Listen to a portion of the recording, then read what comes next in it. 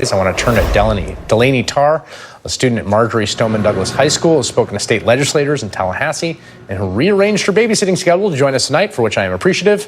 And Governor Malloy of Connecticut, the co-founder of the States for Gun Safety Coalition.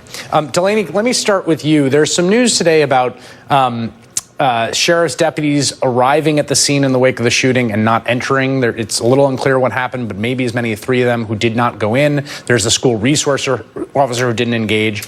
And there are a lot of people making the argument that this shows this was a failure of law enforcement and the emphasis on guns and access to guns is misplaced. And I wanted to get your reaction to that. While it is somewhat disheartening to see another situation in which things went wrong, ultimately, I feel that focusing so much on every other failure besides the main issue here, the gun issue, it's almost used as a scapegoat so that we don't have to have that conversation about common sense gun reform, because he's a person too, and using him as a scapegoat seems almost unfair in a way. Huh. That's really interesting to come from you, because there's lots of condemnation being hurled at this individual from people that weren't there. You, of course, were. That's how you feel.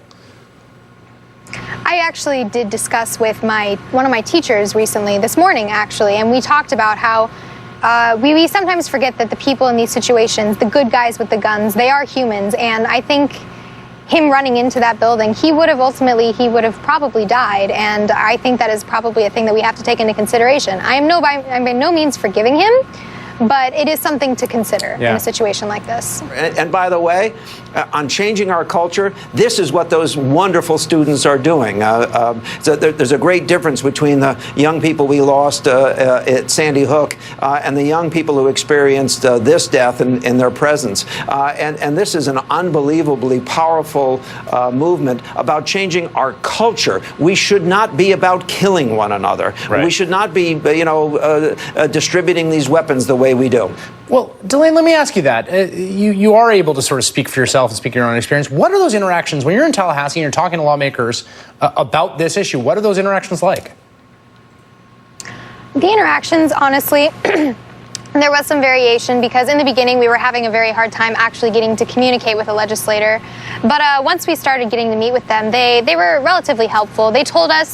They gave us some sense of reality. They told us the things that we needed to do, the things that we were doing that we could have probably improved upon. They told us the things that we had facing us in these coming days and weeks and months. And ultimately, getting all of that advice did help us, but we still know, and we have realized since then, that this is a student-led movement.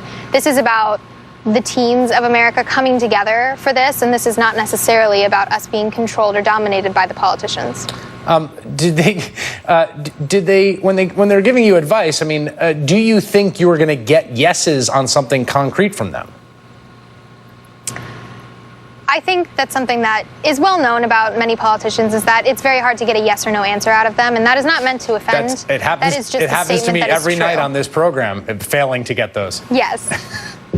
Yes, and we didn't really get many yes or no answers. When we were directly asking them questions, it wasn't necessarily anything helpful that we were receiving. We were receiving a lot of "you are so strong," as I said in my speech, and it does get a little bit frustrating to hear all of that. But having these one-on-one meetings with them, with people that were willing to actually converse with us and tell us their emotions and their feelings behind closed doors, where there wasn't everyone watching or listening in, it was definitely beneficial to a degree. Governor, do you think this can be sustained, what we're seeing right now?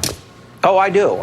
Listen, 25% of all high school students will vote in the next election. I mean, and that happens year after year after year. I think this is a monumental change in America. And I use the word culture. I mean, we are a gun and violent culture, and we need to get away from that. I mean, the idea that European nations allow anyone from America to go to their country, given our history of this kind of violence, is really quite remarkable. Particularly when you think of how our president refers to other societies and other cultures. All right, Governor Malloy and Delaney Tarr, as a father of young kids who's always looking for a babysitter, I want to thank you and whoever got out of the babysitting gig as well. I want to thank them for making you available tonight. Thank you so much. Ahead, whenever the president...